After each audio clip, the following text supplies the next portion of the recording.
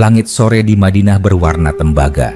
Sinar matahari menembus debu yang beterbangan di jalan-jalan kecil, menyoroti wajah seorang pemimpin yang sedang termenung di depan rumahnya yang sederhana.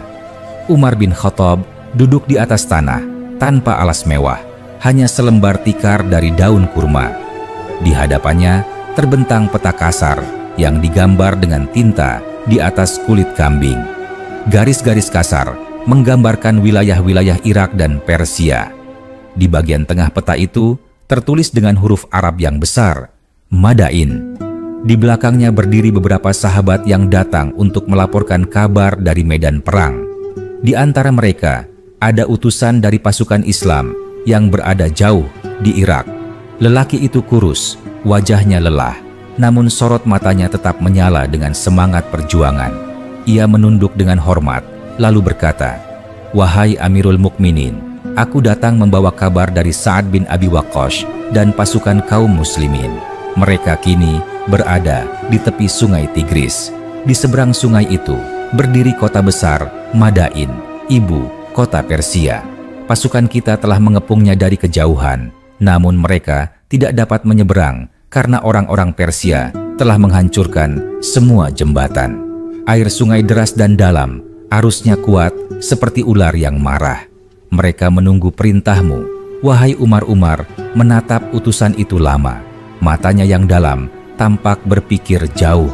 Ia kemudian berdiri, berjalan beberapa langkah ke arah pintu rumahnya, lalu menatap ke langit. "Segala puji bagi Allah," katanya perlahan. "Dia yang telah menepati janjinya kepada hamba-hambanya. Sungguh, aku melihat dalam berita ini ujian dan kemenangan sekaligus." Utusan itu menatapnya penuh hormat. Umar berkata lagi, "Apakah pasukan itu tetap teguh? Apakah mereka masih berpegang pada salat, zikir, dan kejujuran?" Utusan itu menjawab, "Ya Amirul Mukminin, mereka tetap beribadah dan berpegang pada disiplin. Saat memimpin dengan adil, dan mereka tidak lemah meski hujan deras dan angin dingin melanda malam-malam mereka.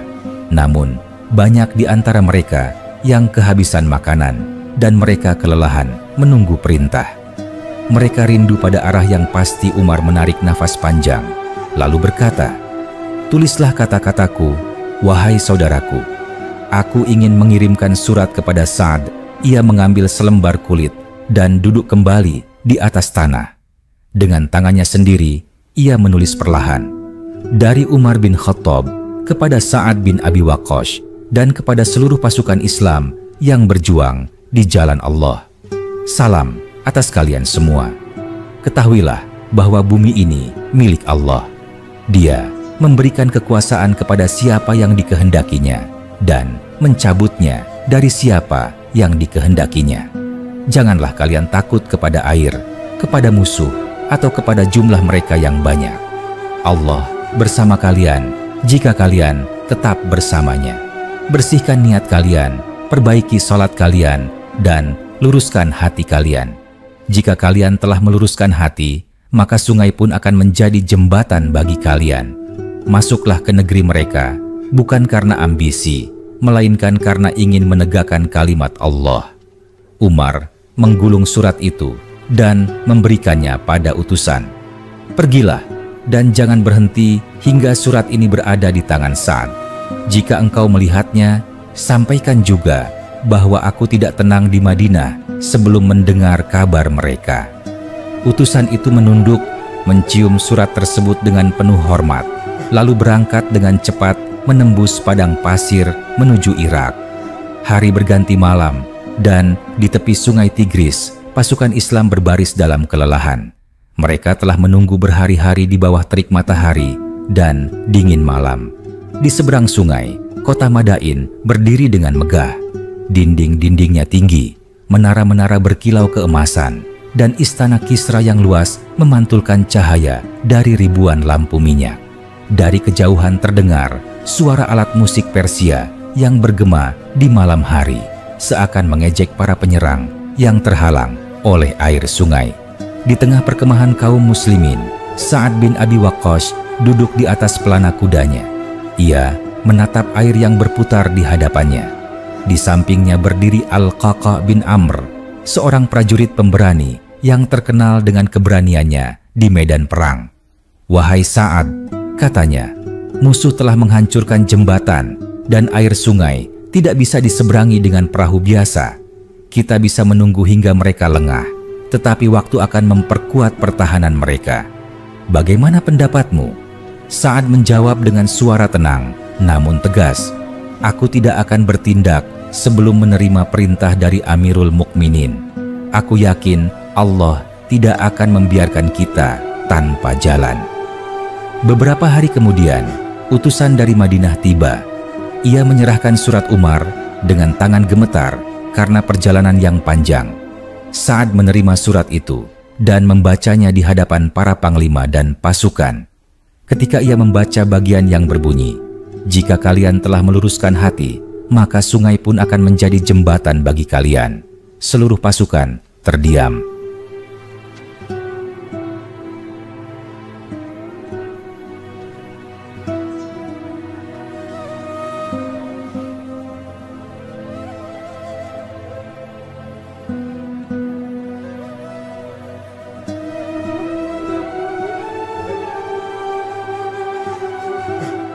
Tak seorang pun berani bersuara. Lalu seorang prajurit muda dengan mata yang berkilau karena keyakinan berkata, "Wahai Sa'ad, jika Amirul Mukminin berkata demikian, maka tidak ada yang mustahil. Air ini akan tunduk seperti tanah jika Allah berkehendak." Sa'ad tersenyum, kemudian mengangkat tangannya ke langit. "Ya Allah, Engkau yang telah membelah laut untuk Musa, Engkau yang telah menahan api dari membakar Ibrahim, Engkau yang telah menolong Muhammad di medan Badar, maka tolonglah kami hari ini sebagaimana Engkau menolong mereka. Jadikan air ini tunduk sebagaimana Engkau tundukkan bumi." Seluruh pasukan mengangkat tangan dan berdoa bersama. Suara takbir menggema di udara, meliputi seluruh lembah sungai itu. Keesokan harinya, ketika matahari baru terbit, Sa'ad menaiki kudanya dan berseru lantang, "Wahai kaum muslimin, kita tidak berperang untuk harta, tidak pula untuk kemegahan. Kita berperang agar kalimat Allah tinggi. Siapa di antara kalian yang berani memulai menyeberangi sungai ini bersamaku?" Al-Qaqa menghunus pedangnya. "Aku bersamamu, wahai Sa'ad. Demi Allah, aku akan menyeberang sebelum matahari mencapai puncaknya." Beberapa prajurit lain maju ke depan, mata mereka bersinar dengan keyakinan. Sa'ad mengangkat tangannya memberi aba-aba, lalu menggerakkan kudanya perlahan ke tepi sungai. Air beriak di bawah kaki kuda, lalu tiba-tiba kuda itu tidak tenggelam. Ia berjalan mantap, seolah menginjak tanah keras di bawahnya. Air naik hanya sampai ke lutut kuda, padahal sebelumnya sungai itu terkenal dalam dan berbahaya. Pasukan di belakangnya tertegun, lalu mulai bersorak takbir. Mereka mengikuti Sa'ad satu persatu. Dari kejauhan tampak barisan panjang prajurit berkuda berjalan di atas air yang berkilau seperti kaca. Ombak seolah membuka jalan di hadapan mereka, dan suara takbir menggema lebih keras daripada deru arus sungai. Seorang prajurit muda berseru, "Demi Allah, air ini seakan tunduk pada perintahnya. Aku merasa seperti berjalan di atas karpet yang terhampar." Al-Qaqa menoleh ke Sa'ad dan berkata, "Wahai Sa'ad, sungguh Allah telah menepati janjinya." Jika Umar melihat ini, ia pasti menangis karena syukur. Sa'ad menjawab dengan lirih, "Jangan katakan itu untuk membanggakan diri. Semua ini karena keikhlasan kita, bukan karena kekuatan pedang." Di seberang sungai, pasukan Persia yang berjaga di atas menara melihat pemandangan itu dengan wajah pucat. Salah satu dari mereka berteriak, "Lihat, mereka berjalan di atas sungai. Apa mereka manusia atau jin?" Perwira Persia yang lebih tua menjawab dengan suara serak, "Mereka adalah pasukan yang ditolong oleh Tuhan mereka. Kita telah menghabiskan waktu dalam kesombongan, dan kini kita akan menuai akibatnya." Ketika pasukan Islam mencapai tepi seberang, mereka segera berbaris rapi dan mempersiapkan diri. Sa'ad memerintahkan agar pasukan beristirahat sejenak untuk menata barisan. Ia menatap istana Kisra yang megah di kejauhan dan berkata, "Pelan, inilah kota yang dahulu dianggap mustahil ditaklukkan, tapi hari ini kita berdiri di gerbangnya." Malam itu, Sa'ad tidak tidur. Ia berjalan di antara tenda-tenda, memeriksa keadaan prajurit. Beberapa di antaranya sedang berzikir, sebagian membaca Al-Quran dengan suara lirih. Sa'id berhenti di dekat sekelompok prajurit muda yang duduk di sekitar api unggun. Ia bertanya, "Apakah kalian takut menghadapi musuh besok?" Salah satu dari mereka menjawab, "Kami tidak takut mati, wahai Panglima. Kami hanya takut jika niat kami tidak murni." Sa'ad tersenyum, lalu berkata, "Itulah ketakutan yang benar. Jagalah hati kalian. Jika hati kalian lurus, pedang kalian akan kuat. Esok hari, jangan pandang harta dan kemegahan mereka. Pandanglah wajah Allah dalam setiap tebasan pedangmu." Pagi berikutnya, pasukan Islam bersiap mengepung kota.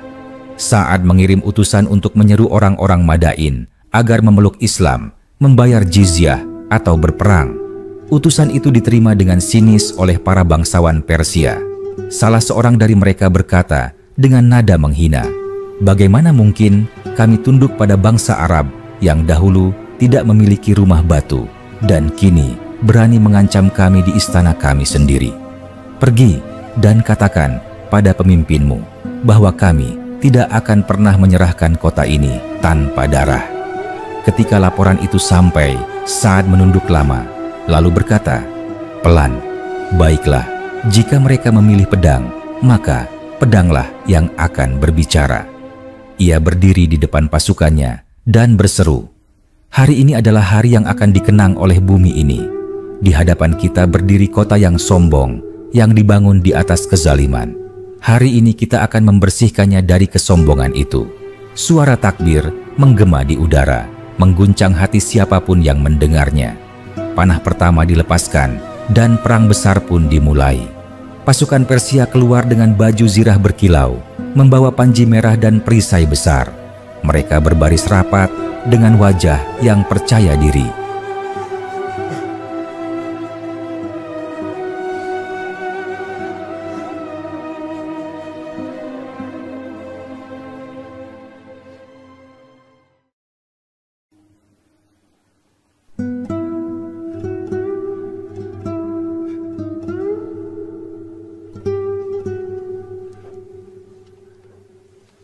Namun begitu, dua barisan bertemu. Keberanian mereka runtuh oleh semangat para prajurit Islam yang menyerang sambil mengucap takbir. Al-Qaqa maju paling depan, menebas dengan pedang di tangan kanan dan memegang perisai di kiri. Ia berteriak lantang, "Majulah, wahai kaum muslimin, janji Allah itu benar." Pertempuran berlangsung sengit, suara benturan besi dan jeritan menggema di udara. Debu menutupi langit. Darah bercampur dengan lumpur, namun pasukan Islam terus maju, langkah demi langkah, hingga mereka berhasil mendobrak gerbang utama kota. Ketika matahari tenggelam, Madain jatuh. Pasukan Persia melarikan diri, meninggalkan istana Kisra yang megah. Sa'ad memasuki kota dengan kepala menunduk, tidak dengan kesombongan, melainkan dengan rasa syukur yang dalam. Ia memerintahkan pasukan untuk tidak merampas harta secara liar. "Ambillah apa yang menjadi hak, jangan sentuh wanita dan anak-anak, jangan hancurkan rumah ibadah," katanya. Ketika ia memasuki istana Kisra, matanya terpana oleh kemegahan yang belum pernah ia lihat seumur hidupnya.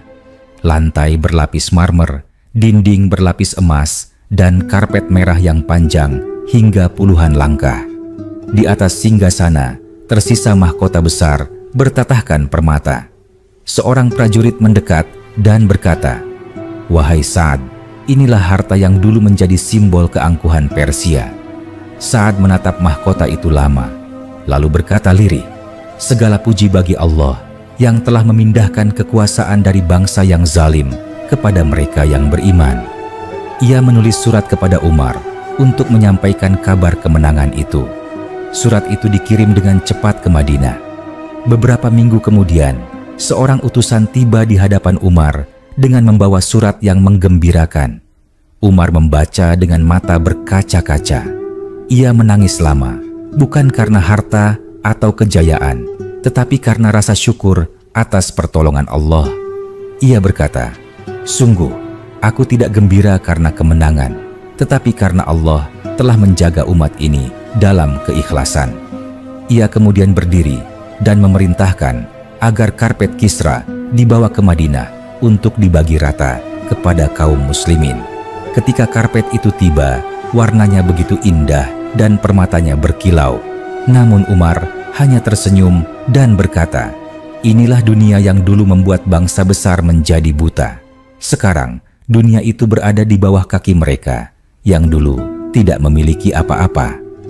Setelah kota Madain jatuh ke tangan kaum muslimin, udara di atas kota itu terasa tenang untuk pertama kalinya setelah berbulan-bulan penuh suara perang dan teriakan. Bau asap dari pertempuran masih tercium, namun kini bercampur dengan aroma rempah-rempah dari pasar yang sebelumnya tertutup.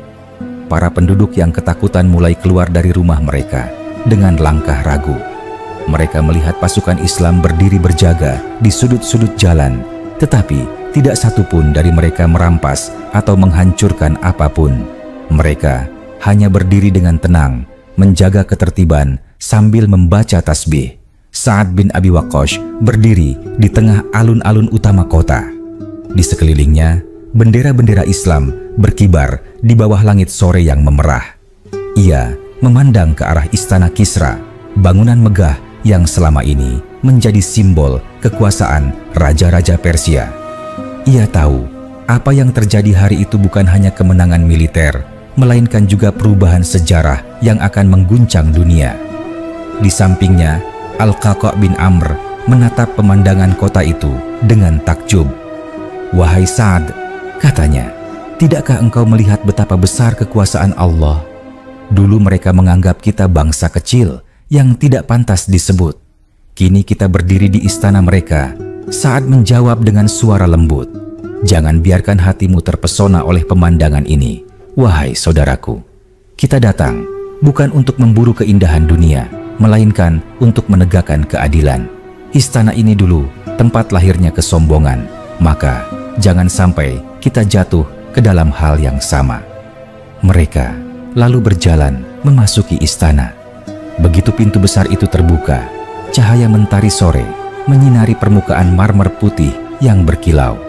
Langit-langitnya tinggi dan dihiasi dengan lukisan indah. Di dinding-dindingnya tergantung kain sutra dengan benang emas, dan di tengah ruangan terdapat singgasana besar dari emas murni. Di bawah singgasana itu terbentang karpet merah yang panjang, dihiasi dengan batu permata dan rajutan benang perak. Seorang prajurit muda berkata dengan kagum, "Wahai Panglima, inilah tempat yang dahulu mereka sembah. Sungguh besar ciptaan tangan manusia, tetapi lebih besar ciptaan Allah yang mengizinkan kita memasukinya hari ini." Sa'ad menunduk dan berkata, "Katakanlah, segala puji bagi Allah yang telah mengalahkan kesombongan mereka dengan ketundukan kita kepadanya." Mereka berjalan perlahan mendekati singgasana itu. Di atas meja kecil, di dekatnya, terdapat mahkota Kisra yang terbuat dari emas dan batu mulia yang sangat besar. Di dekatnya juga tergeletak pedang upacara yang dahulu digunakan oleh para raja Persia ketika dilantik.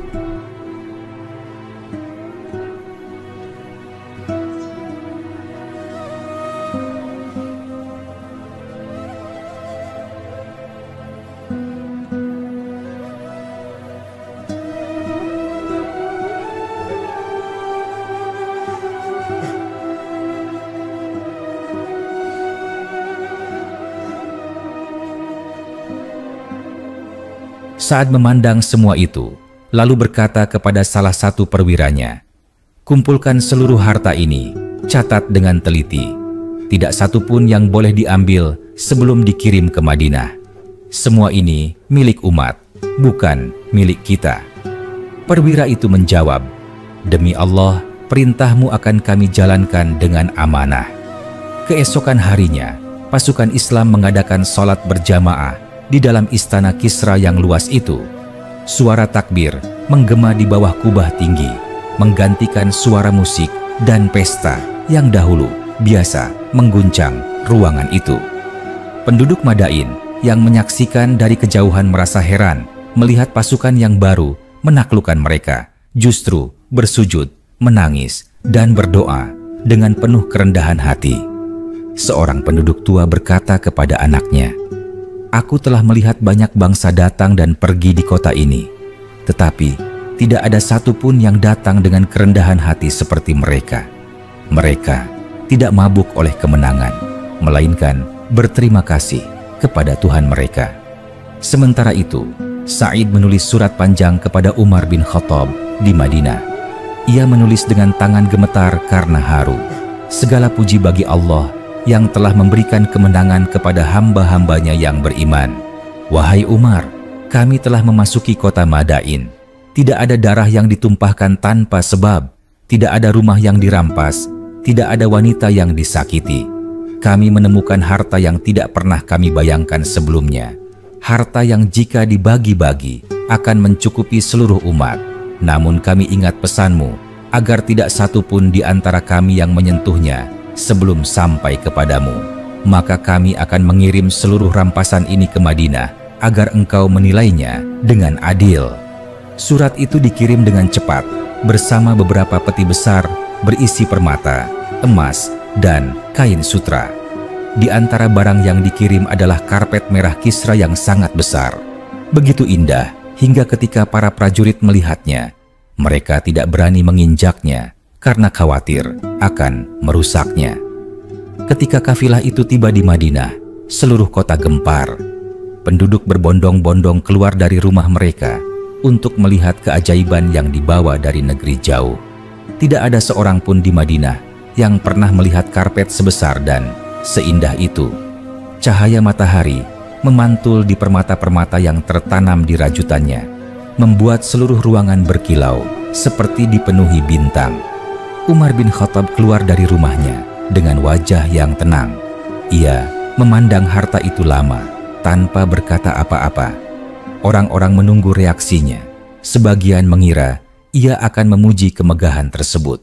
Tetapi Umar hanya menatapnya sambil berkata pelan, "Inilah dunia yang dahulu membuat Kisra sombong dan lupa pada Tuhannya. Kini dunia itu datang kepadaku, tetapi aku tidak akan membiarkannya menipu hatiku sebagaimana ia menipu mereka." Lalu ia memerintahkan agar karpet itu dipotong-potong menjadi beberapa bagian kecil dan dibagi rata kepada kaum muslimin yang berhak.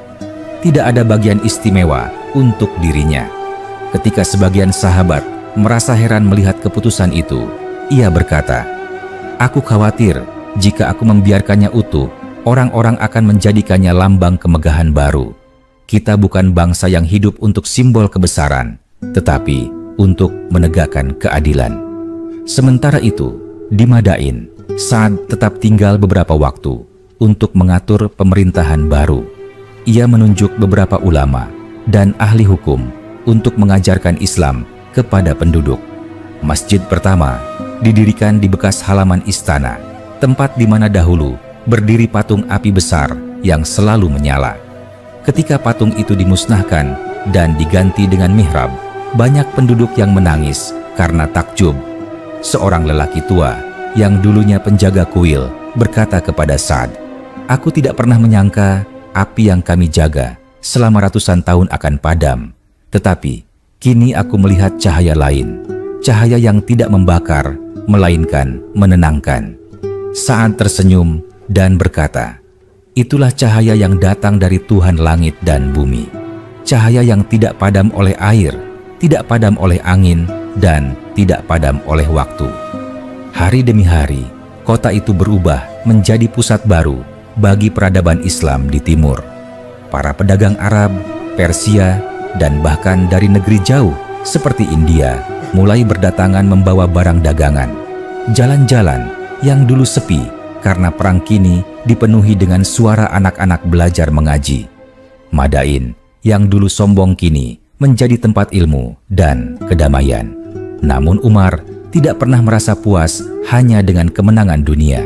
Ia mengirim surat lagi kepada Sa'ad berisi peringatan yang lembut namun dalam maknanya. "Wahai Sa'ad, Aku khawatir kemenangan yang terlalu besar akan membuat hati manusia keras. Jangan biarkan pasukanmu berubah menjadi pencinta dunia. Sampaikan kepada mereka bahwa kemenangan sejati bukanlah ketika kita menaklukkan negeri, melainkan ketika kita menaklukkan hawa nafsu. Jika mereka tetap sederhana, maka Allah akan menjaga mereka.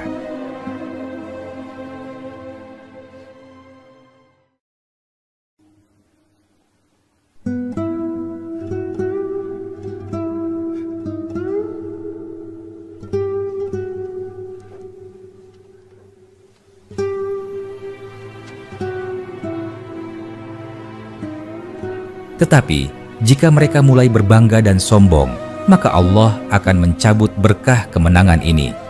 Ketika surat itu dibacakan di hadapan para prajurit, banyak di antara mereka yang meneteskan air mata. Mereka menyadari bahwa perjuangan belum selesai, karena musuh yang paling berat bukanlah pasukan di medan perang, melainkan kesombongan dalam hati sendiri. Tahun-tahun berikutnya, banyak di antara mereka yang dulunya prajurit menjadi guru dan ulama. Mereka mengajarkan anak-anak Persia membaca Al-Quran, dan sebagian di antara penduduk Persia yang memeluk Islam menjadi tokoh besar dalam sejarah ilmu pengetahuan Islam kelak. Dari tanah yang dahulu menjadi lambang keangkuhan, lahirlah peradaban yang berisi ilmu, keadilan, dan keimanan. Sementara Umar di Madinah tetap hidup sederhana. Ia tidak pernah menganggap dirinya penguasa, tetapi pelayan bagi umat. Suatu hari, ketika seseorang bertanya kepadanya, "Wahai Umar, engkau telah menaklukkan kerajaan besar. Engkau memimpin dunia dari barat hingga timur. Mengapa engkau masih tidur di tanah tanpa kasur?" Umar tersenyum dan menjawab, "Aku takut jika tanah ini menjadi saksi bahwa aku lupa dari mana aku berasal. Aku tidak ingin meninggalkan dunia ini dengan bangga, melainkan dengan rendah hati di hadapan Tuhanku." Demikianlah akhir dari kisah penaklukan Madain. Kisah tentang keberanian yang dibangun di atas iman, bukan ambisi. Kisah tentang seorang pemimpin yang menang tanpa kesombongan, dan seorang panglima yang berjaya tanpa lupa diri. Dari sungai yang deras hingga istana yang megah, semua tunduk di bawah kalimat yang sama, La ilaha illallah. Dan kisah itu terus bergema hingga kini, bukan sekadar catatan sejarah, melainkan cermin bagi hati manusia agar tidak lupa bahwa kemenangan sejati bukanlah menaklukkan dunia, melainkan menaklukkan diri sendiri. Setelah beberapa bulan berlalu sejak kota Madain resmi berada di bawah kekuasaan Islam, udara di kota itu berubah. Dulu, setiap malam selalu terdengar musik dari istana, pesta para bangsawan, dan suara tawa yang menggema dari taman-taman istana Kisra. Namun kini yang terdengar adalah suara adzan yang berkumandang dari menara kecil yang baru dibangun di tengah kota. Setiap kali adzan bergema, para penduduk yang dulu menyembah api mulai keluar dari rumah mereka untuk melihat para muslim sholat dengan tertib, berdiri sejajar tanpa membeda-bedakan antara pemimpin dan rakyat. Bagi mereka, pemandangan itu terasa asing tetapi menenangkan. Seorang lelaki Persia bernama Rustam yang dahulu merupakan pegawai kerajaan, berdiri di depan masjid sambil memperhatikan barisan kaum muslimin yang sedang rukuk dan sujud. Wajahnya menunjukkan rasa kagum bercampur haru. Ia berkata kepada tetangganya, "Dahulu kami bersujud di depan api yang menyala, yang kami jaga dengan susah payah agar tidak padam. Kini aku melihat mereka bersujud kepada Tuhan yang tidak pernah padam. Lihatlah wajah-wajah mereka. Tidak ada rasa takut, tidak ada paksaan. Mereka sujud dengan cinta." Tetangganya menjawab dengan suara lirih, "Aku mendengar mereka membaca kitab yang katanya berasal dari langit. Mereka berkata bahwa kitab itu mengajarkan keadilan dan kasih sayang. Aku ingin tahu bagaimana ajaran yang membuat mereka begitu damai, bahkan setelah perang besar seperti itu." Hari demi hari, semakin banyak penduduk Madain yang mendatangi masjid bukan karena paksaan, tetapi karena ingin tahu. Para sahabat yang ditugaskan oleh Sa'ad mengajarkan mereka ayat-ayat Al-Quran dengan lembut dan sabar. Mereka tidak memaksa siapapun untuk memeluk Islam, tetapi menunjukkan akhlak dan keadilan dalam setiap tindakan. Suatu sore, ketika matahari mulai tenggelam di balik menara istana, seorang lelaki tua Persia mendatangi Sa'ad di rumahnya. Lelaki itu mengenakan pakaian lusuh, wajahnya penuh kerut, dan matanya memancarkan ketulusan. Ia berkata, "Wahai pemimpin, aku datang bukan untuk meminta, tetapi untuk bersaksi. Aku telah menyembah api sepanjang hidupku. Aku menjaga nyalanya agar tidak padam, karena aku percaya di sanalah Tuhan bersemayam. Tapi setelah aku melihat pasukanmu menyeberangi sungai tanpa rasa takut, setelah aku melihat mereka sholat di tengah malam dan berbagi roti dengan anak-anak yatim, aku tahu bahwa Tuhan yang mereka sembah adalah Tuhan yang sebenarnya. Aku ingin masuk ke dalam agama yang membuat manusia sekuat dan setenang itu." Sa'ad tersenyum dan meneteskan air mata. Ia memegang tangan lelaki itu dan berkata, "Selamat datang dalam rahmat Allah. Agama ini bukan hanya untuk bangsa Arab, tetapi untuk seluruh manusia. Tidak ada perbedaan antara engkau dan kami, kecuali ketakwaan." Sejak hari itu, banyak orang Persia yang memeluk Islam. Mereka tidak hanya menjadi pengikut, tetapi juga menjadi guru dan pemimpin di masa berikutnya. Dari tangan mereka, ilmu pengetahuan, filsafat, kedokteran, dan sastra berkembang pesat di bawah bimbingan nilai-nilai Islam. Kota Madain yang dulu menjadi lambang kesombongan, kini menjadi pusat ilmu dan kebijaksanaan.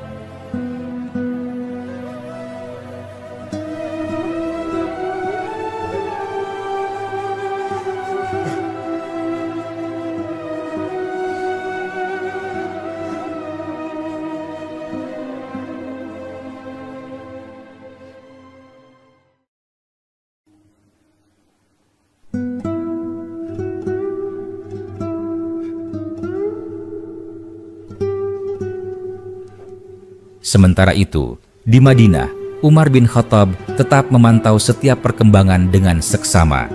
Ia tidak pernah membiarkan jarak mengurangi tanggung jawabnya. Suatu malam, ia duduk di bawah lampu minyak kecil sambil membaca surat dari Sa'ad. Setelah selesai, ia berkata kepada sahabat di sampingnya, "Segala puji bagi Allah, tetapi aku khawatir jika umat ini terlalu lama hidup dalam kemenangan, mereka akan lupa bagaimana rasanya sabar dalam kesempitan." Sahabatnya menjawab, "Wahai Umar, engkau selalu khawatir bahkan dalam kemenangan. Bukankah engkau percaya bahwa Allah menjaga umat ini?" Umar menjawab, "Aku percaya kepada Allah, tetapi aku tidak percaya kepada hawa nafsu manusia. Hari ini mereka rendah hati, tetapi esok ketika harta melimpah, mungkin hati mereka akan keras. Tugas kita bukan hanya menaklukkan negeri, tetapi menjaga hati agar tidak tertaklukkan oleh dunia." Beberapa hari kemudian, Umar memanggil utusan untuk mengirim surat baru kepada Sa'ad di Madain. Dalam surat itu, ia menulis, "Wahai Sa'ad, aku mendengar bahwa penduduk Persia kini hidup dalam keamanan dan kedamaian. Itu baik, tetapi jangan engkau biarkan kemewahan dunia merasuk ke dalam barisan pasukanmu. Jangan biarkan mereka membangun rumah tinggi. Jangan biarkan mereka mengumpulkan harta melebihi keperluan. Ingatkan mereka bahwa rumah yang sejati bukan di dunia ini, melainkan di akhirat. Dan jika engkau mendapati seorang dari mereka yang mulai sombong, maka nasihatilah sebelum terlambat." Surat itu sampai beberapa minggu kemudian. Ketika dibacakan di hadapan para prajurit dan rakyat Madain, semua yang hadir terdiam. Mereka tahu bahwa Umar menulis dengan hati, bukan dengan tinta kekuasaan. Seorang prajurit muda berkata, "Pelan, aku belum pernah melihat pemimpin yang begitu takut akan dosa sendiri seperti Umar." Ia menang, tapi tetap merasa belum aman dari murka Allah. Waktu berlalu, dan di kota Madain, kehidupan mulai tumbuh subur. Pertanian berkembang, perdagangan ramai, dan jalan-jalan diperbaiki. Namun, semua kemajuan itu tetap dibingkai dengan kesederhanaan. Setiap Jumat, Sa'ad naik ke mimbar masjid dan mengingatkan rakyatnya agar tidak lupa pada perjuangan yang telah membawa mereka ke jalan ini. Wahai manusia, katanya suatu hari, dahulu kalian berperang karena Allah, sekarang kalian hidup damai karena Allah. Maka, jangan jadikan kedamaian ini alasan untuk lalai. Jika kalian lupa kepada Allah, maka damai pun akan berubah menjadi petaka. Penduduk mendengarkan dengan penuh perhatian. Bahkan, para bekas bangsawan Persia yang dahulu hidup dalam kemewahan kini duduk di lantai masjid yang sama dengan petani miskin. Tidak ada perbedaan, karena mereka semua sadar bahwa di hadapan Tuhan, semua manusia sama. Suatu hari, seorang pemuda Persia mendatangi Sa'ad setelah khutbah Jumat. Ia berkata, "Wahai pemimpin, dahulu ayahku, seorang pengawal istana Kisra. Ia mati mempertahankan kekuasaan yang sia-sia. Tetapi aku ingin mengabdikan diriku untuk ilmu, bukan untuk pedang. Aku ingin belajar, menulis, dan membaca Al-Quran." Sa'ad menepuk bahunya dan berkata, "Itulah jihadmu sekarang. Engkau telah menggantikan pedang ayahmu dengan pena. Pena yang akan menulis kebenaran lebih tajam daripada pedang yang menumpahkan darah." Pemuda itu kelak menjadi guru bagi banyak anak-anak di Madain, dan dari murid-muridnya lahirlah generasi baru yang mencintai ilmu dan iman. Dari sinilah kemudian muncul para ulama besar dari keturunan Persia yang kelak menjadi bagian penting dalam sejarah Islam. Sementara itu, di Madinah, Umar terus menjalani kehidupan sederhana. Ia sering berjalan di malam hari untuk melihat keadaan rakyatnya. Suatu malam, ia berjalan sendirian tanpa pengawal, membawa sepotong roti dan sebotol air. Ia melewati rumah seorang janda miskin yang sedang menyalakan api kecil. Dari dalam rumah terdengar suara anak-anak yang menangis. Umar mendekat dan berkata dengan lembut, "Mengapa anak-anakmu menangis, wahai ibu?" Wanita itu menjawab tanpa mengenalnya, "Mereka lapar, wahai orang asing. Aku memasak air agar mereka mengira aku sedang memasak makanan. Mereka akan tertidur karena lelah menunggu Umar terdiam." Ia segera kembali ke gudang makanan milik negara, memanggul sekarung gandum di punggungnya sendiri. Seorang pengawal yang melihatnya berkata, "Biarkan aku membawanya untukmu, wahai Umar." Tapi Umar menjawab, "Siapa yang akan memikul dosaku di hari kiamat jika aku membiarkan mereka lapar?" Ia kembali ke rumah wanita itu, memasak gandum dengan tangannya sendiri, dan memberi makan anak-anak kecil itu hingga mereka tersenyum. Setelah itu, ia duduk di tanah, memandangi mereka dengan air mata berlinang. Ia berkata pelan kepada dirinya sendiri, "Bagaimana aku bisa tidur sementara ada rakyatku yang kelaparan?" Kisah itu tersebar ke seluruh negeri, termasuk ke Madain. Ketika Sa'ad mendengarnya, ia menangis dan berkata kepada para panglimanya, "Inilah sebabnya mengapa kita menang. Karena pemimpin kita tidak mencari kekuasaan, tetapi mencari ridha Allah."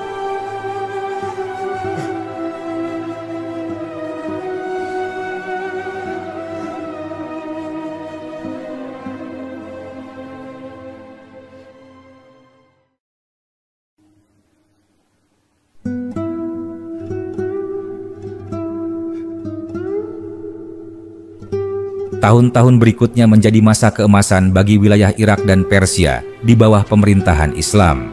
Jalan-jalan dibangun, pasar dibuka untuk semua bangsa tanpa diskriminasi, dan pajak hanya dipungut dengan adil. Tidak ada yang dipaksa untuk memeluk agama Islam, tetapi semua menikmati keadilannya. Seorang cendekiawan Persia menulis dalam catatannya, "Kami dahulu diperintah oleh raja yang menganggap dirinya dewa. Sekarang kami diperintah oleh manusia yang takut kepada Tuhan. Dahulu kami hidup dalam ketakutan, kini kami hidup dalam harapan." Ketika kabar itu sampai ke Madinah, Umar bersujud lama. Ia tidak merasa bangga, tetapi bersyukur. Ia berkata, Jika mereka memuji pemerintahan ini, maka pujilah Allah. Karena tidak ada satupun dari kita yang berhak disanjung kecuali atas rahmat-Nya. Dan begitulah, di bawah kepemimpinan yang adil dan rendah hati, dunia yang dulu terpecah oleh keserakahan kini bersatu dalam kedamaian. Sungai Tigris yang dulu menjadi saksi pasukan Islam berjalan di atas air, kini menjadi saksi lahirnya peradaban baru yang mengalirkan ilmu, keadilan, dan kasih sayang ke seluruh penjuru dunia. Malam di kota Madinah terasa sunyi. Angin gurun berhembus pelan melewati rumah-rumah dari batu lumpur. Di tengah kesunyian itu, seorang lelaki berdiri di depan pintu rumahnya yang sederhana. Ia tidak mengenakan pakaian kebesaran, hanya selembar kain kasar yang sudah mulai pudar warnanya. Lelaki itu adalah Umar bin Khattab. Matanya memandang jauh ke arah bintang-bintang yang bertaburan di langit. Dalam diam, hatinya penuh dengan rasa syukur sekaligus kekhawatiran. Sudah bertahun-tahun sejak pasukan Islam menaklukkan Madain. Wilayah kekuasaan Islam kini terbentang luas hingga ke negeri-negeri yang dahulu bahkan tidak dikenal oleh orang Arab. Namun, di tengah kemenangan itu, Umar merasa semakin berat tanggung jawabnya. Ia sering berkata kepada para sahabatnya, "Demi Allah, setiap kali negeri baru ditaklukkan, aku merasa bebanku bertambah, bukan berkurang. Karena setiap tanah yang kita kuasai, berarti ada lebih banyak rakyat yang harus dijaga haknya dan dipertanggungjawabkan di hadapan Allah." Suatu hari, datang utusan dari Madain membawa surat dari Sa'ad bin Abi Waqqas. Utusan itu datang setelah perjalanan panjang menempuh padang pasir. Ia masuk ke Madinah dengan pakaian berdebu dan wajah kelelahan. Ketika ia menyerahkan surat itu kepada Umar, ia menunduk penuh hormat. Umar menerima surat itu dan segera membacanya di hadapan beberapa sahabat. Isi surat itu adalah laporan tentang perkembangan di wilayah Persia. Sa'ad menulis, "Wahai Umar, penduduk Persia kini hidup damai di bawah hukum Islam. Mereka mulai belajar bahasa Arab agar dapat membaca kitab Allah. Banyak di antara mereka yang datang ke masjid untuk mempelajari agama ini. Namun di antara mereka ada juga yang masih takut kehilangan adat dan kebiasaan lamanya. Aku memohon petunjukmu, bagaimana aku harus memperlakukan mereka agar mereka merasa adil dan tidak terpaksa." Umar menunduk lama membaca surat itu, lalu berkata, "Segala puji bagi Allah yang menaklukkan hati manusia, bukan hanya tanah mereka. Katakan kepada Sa'ad, jangan ganggu kebiasaan mereka yang tidak bertentangan dengan agama. Jangan paksa mereka meninggalkan bahasa, pakaian, atau cara hidup mereka selama itu tidak melanggar syariat. Biarkan Islam menyentuh hati mereka dengan kelembutan, bukan dengan paksaan. Karena agama ini tidak datang untuk memadamkan budaya, tetapi untuk membersihkannya dari kesyirikan." Utusan itu mencatat setiap kata dengan seksama, lalu berkata, "Wahai Umar, penduduk Madain menyanjungmu dengan penuh rasa hormat. Mereka menyebutmu pemimpin yang tidak pernah mereka lihat sebelumnya, pemimpin yang tidak memiliki istana, tetapi lebih berwibawa daripada 1000 raja." Umar menatap utusan itu dengan mata yang tajam namun lembut. "Jangan katakan itu lagi," katanya. "Aku tidak ingin disanjung. Katakan kepada mereka bahwa aku hanyalah pelayan. Jika aku berbuat baik, itu karena Allah menolongku. Jika aku berbuat salah, maka aku mohon ampun kepadanya." Setelah utusan itu pergi, Umar memanggil seorang sahabat dekatnya, yaitu Ali bin Abi Thalib. Ia berkata, "Wahai Ali, aku takut umat ini akan berubah. Dulu mereka berjuang karena lapar, kini mereka hidup dalam kelimpahan. Dulu mereka takut kepada Allah, kini mereka takut kehilangan harta. Bagaimana menurutmu?" Ali menjawab dengan tenang, "Wahai Umar, dunia memang ujian. Tapi jika engkau memimpin dengan adil dan engkau terus mengingatkan mereka akan akhirat, maka insya Allah dunia tidak akan menyesatkan mereka. Engkau adalah benteng antara umat dan kebinasaan. Selama benteng itu kokoh, umat akan selamat. Umar menghela napas panjang, lalu berkata, "Doakan agar benteng ini tidak runtuh, wahai Ali.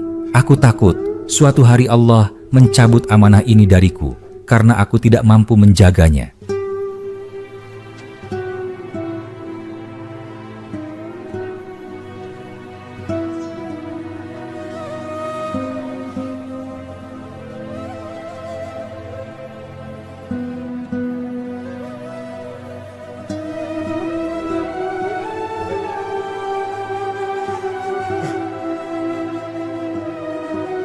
Sementara itu di Madain, Sa'ad menjalankan pemerintahan dengan penuh kehati-hatian.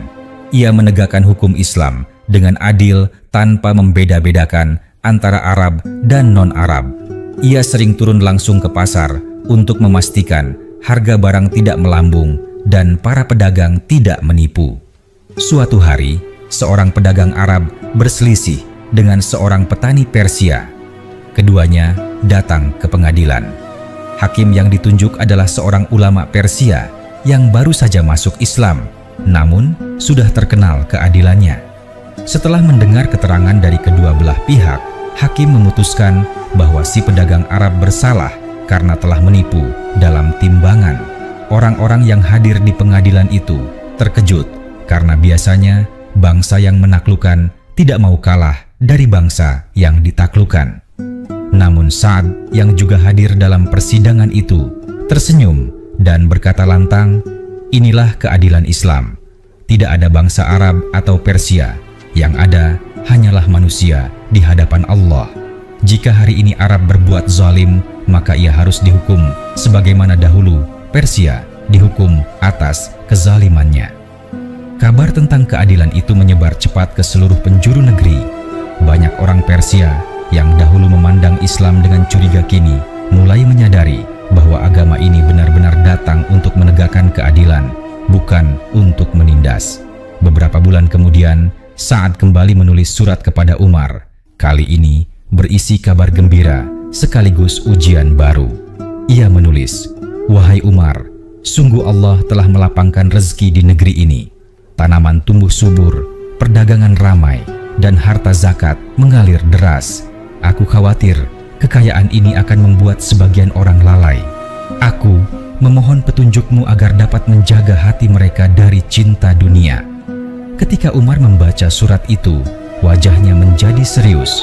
Ia berkata kepada sahabat-sahabatnya, "Beginilah awal kehancuran suatu umat, ketika Allah memberikan nikmat dan manusia lupa kepada pemberinya.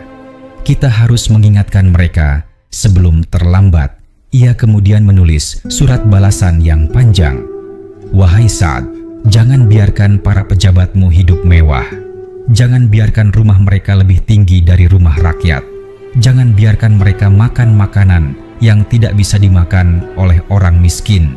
Jika engkau melihat seorang pejabat yang memakai pakaian sutra, maka ingatkan dia bahwa Nabi kita tidur di atas tikar. Jika engkau melihat mereka berjalan dengan sombong, maka ingatkan bahwa Umar di Madinah berjalan tanpa alas kaki." Surat itu dibacakan di Masjid Besar Madain di hadapan seluruh rakyat. Para pejabat yang hadir menunduk malu, dan sejak hari itu mereka meniru gaya hidup pemimpin mereka. Rumah mereka sederhana, pakaian mereka biasa, dan makanan mereka tidak lebih baik dari makanan rakyat. Keadilan itu membuat rakyat semakin mencintai pemerintahan Islam. Mereka melihat dengan mata kepala sendiri bagaimana pemimpin mereka menolak kemewahan yang selama ini menjadi simbol kekuasaan. Seorang wanita tua Persia berkata di pasar, "Dahulu kami harus tunduk kepada Kisra yang bermahkota emas. Kini kami dipimpin oleh orang yang bahkan tidak memiliki sandal yang utuh. Tapi di bawah pemerintahannya kami merasa lebih aman daripada di bawah 1000 raja." Maka tidak mengherankan bila dalam waktu singkat, seluruh wilayah bekas kerajaan Persia mulai membuka hatinya untuk menerima Islam. Bukan karena pedang, melainkan karena akhlak dan keadilan yang tidak pernah mereka saksikan sebelumnya. Tahun demi tahun berlalu dan pemerintahan Islam semakin besar. Namun Umar tetap hidup seperti rakyat biasa. Ia tidak memiliki istana, tidak ada pengawal tetap, dan sering berjalan sendirian di pasar untuk memastikan rakyat tidak ditindas. Ketika seseorang memujinya karena telah menaklukkan setengah dunia, Umar menjawab dengan lirih, "Aku lebih takut menaklukkan hatiku sendiri daripada menaklukkan dunia. Karena dunia ini mudah dikuasai dengan pedang, tetapi hawa nafsu hanya bisa ditaklukkan dengan iman." Suatu malam, setelah semua urusan selesai, Umar duduk sendirian di dalam rumahnya yang gelap. Ia menatap ke langit sambil berbisik, "Ya Allah, Engkau tahu bahwa aku tidak meminta kekuasaan ini. Engkau tahu bahwa aku tidak mencarinya. Tapi Engkau memberikannya kepadaku sebagai ujian. Maka jangan Engkau biarkan aku lalai. Jika aku menzalimi satu jiwa saja, ambillah nyawaku sebelum aku menambah dosa." Beberapa tahun kemudian, kabar duka datang dari Madinah. Umar bin Khattab wafat setelah ditikam oleh seorang budak Persia di saat ia sedang memimpin sholat. Ketika kabar itu sampai ke Madain, seluruh rakyat menangis, baik Arab maupun Persia. Seorang tua Persia yang dulu pernah menjadi musuh Islam berkata sambil terisak, "Dulu aku takut pada Umar karena keberaniannya. Sekarang aku menangis karena kehilangan keadilannya." Saat mengumpulkan seluruh rakyat di masjid dan berkata dengan suara berat, "Hari ini umat Islam kehilangan tiang besar yang menahan langit keadilan. Tapi ingatlah, Umar telah pergi, namun apa yang diajarkan tetap hidup."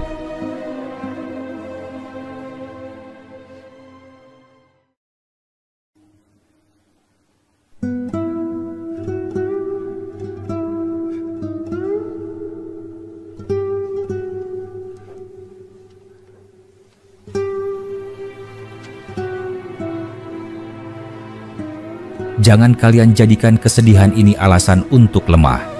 Jadikanlah teladannya sebagai jalan hidup. Karena Umar tidak pernah ingin dipuja, ia hanya ingin kita semua jujur di hadapan Allah.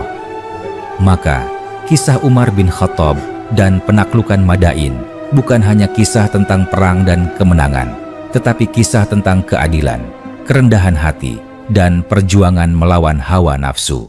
Ia menunjukkan kepada dunia bahwa sebuah peradaban besar tidak dibangun dengan besi dan darah, tetapi dengan iman, kesederhanaan, dan kasih sayang. Dari sungai Tigris yang pernah mereka seberangi, hingga masjid-masjid yang kini berdiri di bekas istana Kisra, setiap batu, setiap tanah, dan setiap jiwa yang hidup di bawah naungan Islam menjadi saksi bahwa kekuasaan sejati bukanlah ketika manusia menguasai dunia, tetapi ketika manusia tunduk kepada Tuhannya. Dan selama kisah Umar bin Khattab masih diceritakan, dunia akan selalu diingatkan bahwa keadilan tidak memerlukan mahkota, keberanian tidak memerlukan istana, dan kebesaran sejati tidak terletak pada takhta, tetapi pada hati yang tunduk sepenuhnya kepada Allah. Hari-hari setelah wafatnya Umar bin Khattab adalah masa yang penuh kesedihan bagi umat Islam di seluruh penjuru negeri. Di Madinah, rakyat berduka dengan tangisan yang tertahan. Tidak ada satupun rumah yang tidak membicarakan kebaikan dan ketegasan pemimpin yang telah mereka cintai itu. Sementara di Madain, Sa'ad bin Abi Waqqas berdiri di depan rakyat yang berkumpul di masjid besar, menyampaikan kabar duka itu dengan suara bergetar. "Wahai rakyat Madain," katanya dengan lirih, "pemimpin kita, Umar bin Khattab, telah kembali kepada Tuhannya. Lelaki yang mengajarkan kita arti keadilan dan amanah itu kini telah meninggalkan dunia. Namun ingatlah, meskipun tubuhnya telah tiada, ruh dan ajarannya akan tetap hidup selama kita menegakkan keadilan dan tidak berbuat zalim." Tangisan pun pecah di seluruh penjuru kota. Para petani Persia yang dulu bekerja di ladang berhenti sejenak untuk berdoa. Para pedagang di pasar menundukkan kepala. Anak-anak muda yang lahir setelah penaklukan menatap langit dengan air mata yang mengalir di pipi mereka. Mereka tahu bahwa mereka sedang kehilangan bukan sekadar seorang khalifah, tetapi seorang ayah bagi seluruh umat. Beberapa hari kemudian, kabar itu menyebar hingga ke Kufah, Basrah, dan seluruh wilayah bekas Kekaisaran Persia. Para ulama, sahabat, dan tokoh masyarakat berkumpul untuk mengenang Umar. Seorang ulama Persia yang baru masuk Islam berdiri dan berkata di hadapan orang banyak, "Dahulu kami diperintah oleh raja yang menganggap dirinya dewa. Ketika Umar datang, ia tidak duduk di atas singgasana, tetapi di atas tanah yang sama dengan rakyatnya. Ketika raja kami mengambil pajak untuk memperkaya diri, Umar mengambil zakat untuk memberi makan fakir miskin. Kini ia telah tiada, tetapi keadilannya akan tetap mengalir seperti sungai Tigris yang tidak pernah berhenti mengalir." Kata-kata itu menggema ke seluruh negeri. Dan benar, meskipun Umar telah wafat, sistem dan kebijakannya tetap dijalankan oleh para khalifah sesudahnya. Umat Islam kini memiliki struktur pemerintahan yang rapi, sistem pajak yang adil, serta peraturan yang melindungi hak setiap orang tanpa membeda-bedakan agama dan suku. Di Madain, Said terus menjalankan tugasnya dengan penuh kesetiaan. Ia mengikuti setiap jejak kebijakan Umar, menolak kemewahan, menolak dipanggil dengan gelar kebesaran, dan tetap hidup sederhana di tengah kota yang kini menjadi pusat pemerintahan wilayah Irak. Ia sering berkata kepada para pejabatnya, "Kita ini bukan penguasa, kita adalah pelayan. Kita tidak boleh merasa lebih tinggi dari mereka yang kita pimpin, karena pada hari kiamat, semua manusia akan berdiri sama di hadapan Allah." Seiring berjalannya waktu, banyak penduduk Persia yang memeluk Islam, namun berbeda dengan bangsa-bangsa lain yang ditaklukkan oleh kekuasaan dunia. Bangsa Persia memeluk Islam karena tertarik pada keadilan dan kebijaksanaan yang mereka saksikan dengan mata kepala sendiri.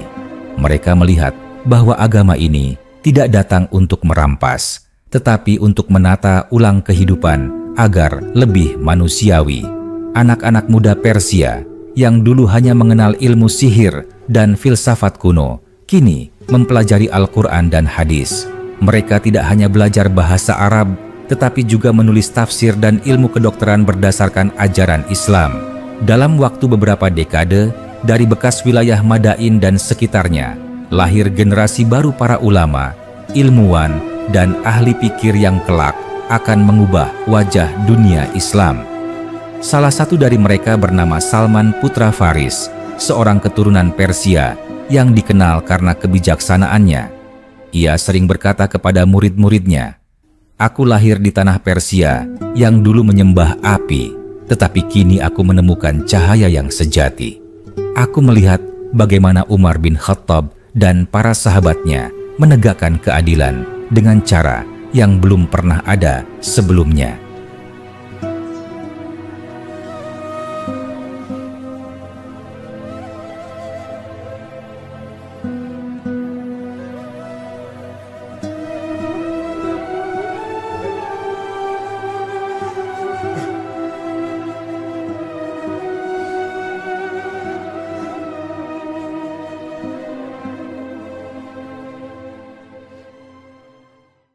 Jika engkau ingin tahu mengapa Islam menang, maka lihatlah bukan pada pedangnya, tetapi pada hatinya. Pada masa-masa itu, ilmu pengetahuan mulai berkembang pesat di seluruh negeri Islam. Kota-kota seperti Kufah, Basrah, dan Madain menjadi pusat pendidikan baru. Di sana, para ulama mengajarkan tafsir, hadis, fikih, matematika, kedokteran, dan astronomi. Semua ini berawal dari semangat yang ditanamkan oleh Umar untuk menegakkan ilmu dan keadilan sebagai dua sayap peradaban. Umar pernah berkata, semasa hidupnya, "Tidak akan tegak sebuah pemerintahan tanpa ilmu, dan tidak akan hidup sebuah ilmu tanpa keadilan." Kata-kata itu terus diingat dan diterapkan oleh para pemimpin setelahnya. Mereka sadar bahwa kekuatan sejati bukanlah jumlah tentara, melainkan ilmu yang menerangi hati rakyat. Sementara itu, kehidupan di Madain berubah dengan cepat. Istana Kisra yang dulu berdiri megah kini digunakan sebagai madrasah dan tempat penyaluran zakat. Para guru mengajar anak-anak tanpa meminta bayaran karena gaji mereka diambil dari Baitul Mal. di dalam aula besar bekas singgasana raja, kini terdengar lantunan ayat suci Al-Quran setiap pagi dan sore. Seorang lelaki tua Persia yang dulunya bekerja sebagai penjaga istana berdiri di depan aula itu sambil menatap ke langit-langit yang tinggi. Ia berkata kepada anaknya, "Dahulu tempat ini penuh dengan patung dan hiasan emas. Raja duduk di atas singgasana, sementara rakyat menunduk di bawahnya. Sekarang tidak ada lagi singgasana, tidak ada lagi mahkota. Tapi aku merasa lebih tentram dari sebelumnya, karena di tempat ini kini terdengar ayat-ayat yang membuat hati menjadi damai." Anaknya yang masih muda menatap ayahnya dan berkata, "Ayah, mengapa engkau mencintai agama ini?" Lelaki tua itu tersenyum dan menjawab, "Karena agama ini mengajarkan bahwa tidak ada manusia yang lebih tinggi dari manusia lainnya, kecuali karena ketakwaannya. Itulah hal yang tidak pernah aku dengar sepanjang hidupku sebelum datangnya Islam." Tahun demi tahun berlalu. Generasi baru mulai tumbuh di bawah bimbingan para sahabat dan ulama. Mereka tidak lagi mengingat perang sebagai luka, tetapi sebagai awal dari persaudaraan baru antara bangsa Arab dan bangsa Persia. Dari perpaduan dua bangsa itu, lahirlah sebuah peradaban besar yang kemudian dikenal sebagai zaman keemasan Islam. Perpustakaan besar dibangun di Kufah dan Basrah. Ilmuwan dari berbagai daerah datang untuk belajar. Orang Arab membawa semangat iman dan keteguhan, sedangkan orang Persia membawa tradisi ilmu dan filsafat. Ketika dua kekuatan itu berpadu dalam satu keimanan, maka lahirlah cahaya ilmu yang menerangi dunia selama berabad-abad. Namun, semua kemajuan itu tidak pernah lepas dari akar yang ditanam oleh Umar bin Khattab. Ia yang pertama kali menata sistem pemerintahan Islam dengan prinsip keadilan. Ia yang menetapkan bahwa pajak harus digunakan untuk kepentingan rakyat, bukan untuk kemewahan penguasa. Ia pula yang melarang pejabat negara hidup mewah, sehingga rakyat merasa pemimpinnya adalah bagian dari mereka. Ketika generasi berikutnya membaca catatan kebijakan Umar, mereka selalu tertegun pada satu hal: betapa besar pengaruh kesederhanaan seorang pemimpin terhadap kemajuan seluruh umat. Di antara catatan itu tertulis pesan Umar yang sering dikutip oleh para ulama dan pemimpin setelahnya. "Jika engkau ingin tahu apakah engkau pemimpin yang baik, lihatlah apakah rakyatmu tidur dengan perut kenyang dan hati tenang. Jika mereka lapar, maka engkau bertanggung jawab. Jika mereka takut, maka engkau harus berdiri di depan mereka. Jangan engkau tidur sebelum yakin bahwa tidak ada rakyatmu yang menangis kelaparan." Pesan itu menjadi pegangan bagi semua pemimpin yang datang setelahnya. Dari Madinah hingga Andalusia, dari Mesir hingga Persia, semua memahami bahwa pemerintahan Islam bukan tentang kekuasaan, tetapi tentang amanah. Pada akhirnya, kisah Umar bin Khattab dan penaklukan Madain tidak hanya meninggalkan warisan sejarah, tetapi juga warisan nilai yang abadi. Ia menunjukkan kepada dunia bahwa seorang pemimpin bisa menaklukkan kerajaan besar tanpa kehilangan rasa kemanusiaannya. Ia membuktikan bahwa kekuasaan yang dijalankan dengan keadilan akan melahirkan ilmu dan kedamaian, bukan penindasan. Hingga kini, sisa-sisa istana Kisra di Madain masih berdiri. Orang-orang datang dari berbagai negeri untuk melihat reruntuhan dinding megah itu. Di sana, di bawah lengkungan besar yang masih tegak, seringkali para pengunjung membaca ayat Al-Quran yang dahulu dilantunkan pertama kali oleh pasukan Islam setelah penaklukan. Berapa banyak taman-taman dan mata air yang mereka tinggalkan, serta kebun-kebun dan tempat tinggal yang indah dan kemewahan yang mereka nikmati. Demikianlah, dan kami wariskan semua itu kepada kaum yang lain. Dan setiap kali ayat itu dibacakan, orang-orang yang hadir akan terdiam, menyadari bahwa tidak ada kekuasaan yang kekal kecuali kekuasaan Allah.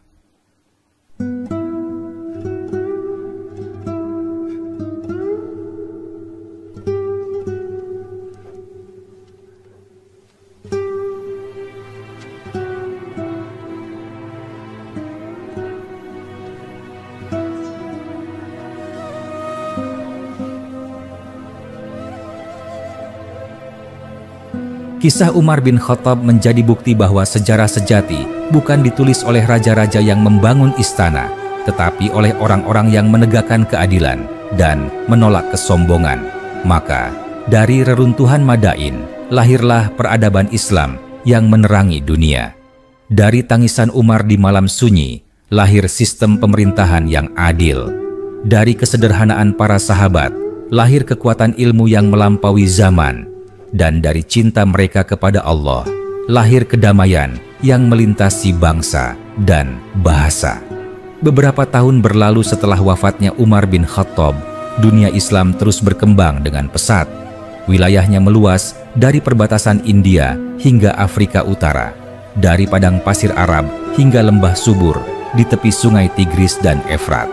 Namun di balik semua kemenangan itu, ajaran dan teladan Umar tetap menjadi dasar bagi setiap pemimpin, ulama, dan rakyat. Di tanah Persia yang dulunya menjadi pusat kekuasaan Kisra, kehidupan telah berubah sepenuhnya. Rakyat yang dahulu tunduk karena takut kini tunduk karena cinta dan keadilan. Mereka mengingat hari ketika pasukan Islam menyeberangi sungai Tigris dengan penuh iman, ketika Umar di Madinah menangis karena takut akan tanggung jawab terhadap mereka.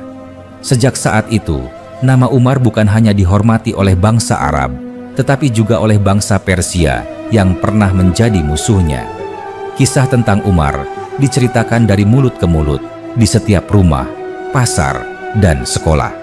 Seorang guru tua di kota Madain berkata kepada murid-muridnya, "Anak-anakku, ketahuilah bahwa Umar tidak meninggalkan istana, tidak meninggalkan harta, tidak meninggalkan keturunan yang kaya, tetapi ia meninggalkan hukum yang adil, hati yang bersih, dan contoh yang membuat seluruh umat belajar apa artinya menjadi manusia yang bertanggung jawab di hadapan Tuhannya." Seorang murid muda bertanya dengan polos, "Guru, apakah Umar juga pernah berbuat salah?" Guru itu tersenyum dan menjawab, "Tentu, karena ia manusia. Tapi setiap kali ia salah, ia menangis lebih lama daripada lamanya ia tertawa. Ia lebih takut kepada dosanya sendiri daripada kepada pasukan musuh. Itulah sebabnya Allah meninggikan namanya di atas para raja." Sementara itu, generasi baru mulai tumbuh di bawah sistem yang dibangun oleh Umar. Mereka belajar bahwa kekuasaan harus disertai dengan ilmu, dan ilmu harus dijalankan dengan keadilan. Di masa berikutnya, pemerintahan Islam membangun kota baru yang menjadi pusat ilmu pengetahuan terbesar di dunia, yaitu Baghdad. Kota itu dibangun tidak jauh dari reruntuhan Madain, seolah menjadi kelanjutan dari cita-cita Umar untuk menegakkan peradaban berdasarkan keimanan dan keadilan. Ketika Baghdad berdiri, sungai Tigris menjadi saksi lagi bagaimana bangsa-bangsa yang dahulu bermusuhan kini duduk bersama dalam perdamaian.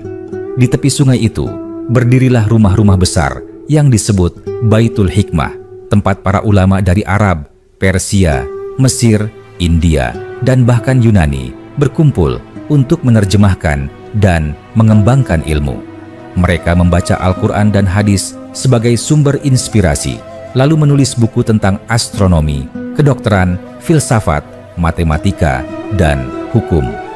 Semua itu berawal dari sistem pemerintahan yang pertama kali ditegakkan oleh Umar, karena dialah yang memerintahkan agar setiap kota memiliki catatan pajak, catatan penduduk, dan sistem pendidikan. Dialah yang memerintahkan agar setiap pejabat menulis laporan secara terbuka dan diserahkan kepada khalifah untuk diperiksa. Dengan dasar itulah dunia Islam berkembang menjadi peradaban yang maju, teratur, dan bermoral. Seorang ulama besar di Baghdad beberapa generasi setelah Umar menulis dalam kitabnya, "Jika bukan karena aturan dan ketertiban yang diwariskan oleh Umar bin Khattab, mungkin umat ini tidak akan pernah mengenal makna administrasi dan tanggung jawab. Ia bukan hanya seorang pemimpin, tetapi juga seorang pendidik umat." Di pasar-pasar Baghdad, para pedagang Persia dan Arab saling berdagang dengan jujur. Mereka menyebut nama Umar ketika bersumpah untuk tidak menipu. Seorang pedagang muda berkata kepada temannya, Aku tidak berani menimbang barang dengan curang, karena Umar pernah berkata bahwa orang yang menipu dalam timbangan akan dipertanyakan di hadapan Allah, bukan di hadapan manusia. Di masjid-masjid, para khatib sering menyebut kisah Umar dalam khutbah Jumat. Mereka mengingatkan rakyat agar tidak silau oleh harta dan kekuasaan. Di antara khutbah yang paling sering diulang adalah ketika Umar berkata, "Aku takut jika seekor keledai tergelincir di Irak, Allah akan bertanya kepadaku, mengapa aku tidak meratakan jalannya?" Kalimat itu menjadi simbol bahwa tanggung jawab pemimpin bukan hanya kepada manusia, tetapi juga kepada seluruh makhluk ciptaan Allah. Sementara di kota Madain yang kini tenang, bekas istana Kisra tetap berdiri, namun sudah berubah menjadi tempat ilmu dan ibadah. Di ruangan besar tempat Kisra dahulu duduk di atas takhta emas, kini duduk para ulama yang menulis kitab-kitab tafsir dan fikih.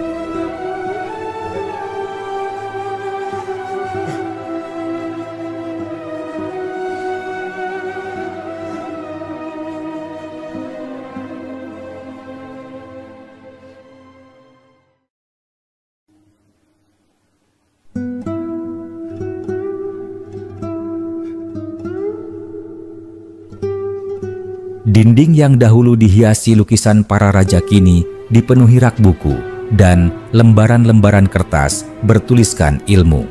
Suatu sore, seorang pemuda Persia yang sedang belajar menulis Al-Quran bertanya kepada gurunya, "Guru, apakah Umar tahu bahwa suatu hari ilmu akan tumbuh di tempat ini?" Gurunya tersenyum dan menjawab, "Mungkin tidak, tapi yang ia tahu adalah bahwa jika manusia menegakkan keadilan dan hidup dengan iman, maka Allah akan membuka pintu-pintu ilmu yang tidak pernah mereka bayangkan. Maka lihatlah sekelilingmu, wahai anak muda. Dahulu tanah ini penuh darah, kini penuh tinta. Dahulu orang datang ke sini membawa pedang, kini mereka datang membawa pena. Itulah mukjizat dari keadilan. Zaman berganti, pemerintahan berpindah tangan, tetapi nilai-nilai yang diajarkan oleh Umar tidak pernah hilang. Bahkan ketika sebagian pemimpin mulai terlena oleh dunia, selalu ada ulama yang mengingatkan dengan kisah Umar. Setiap kali seorang khalifah baru dilantik, selalu dibacakan pesan Umar yang pernah ditulisnya kepada para gubernur. "Ketahuilah bahwa jabatan ini bukan kemuliaan, tetapi ujian. Jangan engkau jadikan rakyat sebagai tangga untuk naik, tetapi jadikan dirimu sebagai penopang agar mereka tidak jatuh. Jika engkau berbuat adil, Allah akan menolongmu. Jika engkau berbuat zalim, maka Allah akan menghinakanmu di dunia sebelum di akhirat." Kata-kata itu membuat setiap pemimpin yang beriman merasa gentar. Mereka tahu bahwa Umar adalah pemimpin yang tidak pernah takut kepada manusia, tetapi sangat takut kepada Tuhannya. Ia pernah berkata kepada salah seorang gubernurnya, "Aku tidak peduli apakah aku dicintai atau dibenci selama aku adil, karena cinta rakyat tidak akan menyelamatkanku jika aku berbuat zalim, dan kebencian mereka tidak akan mencelakakanku jika aku menegakkan kebenaran." Waktu terus berjalan, namun nama Umar tidak pernah padam. Di setiap madrasah, di setiap pengajian, dan di setiap rumah yang beriman, kisahnya tetap diceritakan. Anak-anak diajarkan bagaimana Umar menolak kemewahan, bagaimana ia menangis karena takut tidak bisa memberi makan rakyatnya, dan bagaimana ia memimpin tanpa mengenakan mahkota. Bahkan bangsa Persia yang dahulu dikenal dengan kerajaan yang penuh kebanggaan, kini menyebut nama Umar dengan penuh hormat. Mereka menulis dalam bahasa mereka sendiri, Umar adalah raja tanpa takhta, hakim tanpa pengadilan, dan pemimpin tanpa penjaga. Tapi dengan air matanya, ia menegakkan keadilan yang tidak bisa ditegakkan oleh 1000 pedang. Sampai berabad-abad kemudian, nilai-nilai yang lahir dari masa Umar menjadi fondasi bagi kebangkitan ilmu di dunia Islam. Dari Baghdad ilmu itu menyebar ke Kairo, Damaskus, Andalusia, hingga ke ujung dunia. Para ilmuwan Islam yang berasal dari Persia seperti Ibnu Sina, Al-Farabi, dan Al-Khwarizmi, semuanya lahir dari tradisi ilmu dan pemerintahan yang berakar dari ajaran Umar bin Khattab. Mereka belajar bahwa ilmu harus digunakan untuk menegakkan kebenaran, bukan untuk kesombongan. Mereka membaca kisah Umar sebelum menulis buku mereka. Bahkan dalam kitab-kitab filsafat dan kedokteran, banyak yang menulis kalimat pembuka dengan pujian kepada Allah dan doa agar mereka bisa meneladani keadilan Umar. Satu malam di Baghdad, di bawah sinar lampu minyak, seorang murid menulis surat kepada gurunya di Madain. Ia menulis, "Guru, aku membaca tentang Umar bin Khattab. Aku tidak mengenalnya karena aku lahir jauh setelah ia wafat. Tapi aku merasa seolah ia masih hidup di antara kita. Aku melihatnya dalam kejujuran para pedagang, dalam kesederhanaan para ulama, dan dalam hukum yang ditegakkan tanpa pilih kasih. Jika bukan karena dia, mungkin kita semua masih hidup dalam gelapnya ketidakadilan." Sang guru membalas surat itu dengan kalimat sederhana, "Benar anakku, Umar telah pergi, tapi keadilannya belum mati. Selama masih ada orang yang takut kepada Allah dan mencintai kebenaran, maka Umar akan tetap hidup di dalam hati mereka." Dan begitulah, dari penaklukan Madain hingga berdirinya Baghdad, dari air mata Umar di Madinah hingga tinta para ulama di perpustakaan, semua menjadi satu alur panjang yang menunjukkan bagaimana iman, ilmu, dan keadilan mampu mengubah dunia. Tidak ada kejayaan yang lahir dari keserakahan, dan tidak ada kedamaian yang lahir dari ketamakan. Semuanya berawal dari hati seorang pemimpin yang rela menanggung beban umat demi keridaan Allah. Hingga hari ini, reruntuhan istana Kisra di Madain masih berdiri tegak di tepi sungai Tigris. Setiap kali angin berhembus melewati lengkungan bata raksasa itu, seolah terdengar bisikan masa lalu yang berkata, "Beginilah nasib kekuasaan tanpa iman. Lenyap oleh waktu, ditelan debu sejarah. Tapi di tengah reruntuhan itu, gema adzan masih terdengar, dan kisah Umar bin Khattab masih hidup di setiap hati yang mencintai keadilan."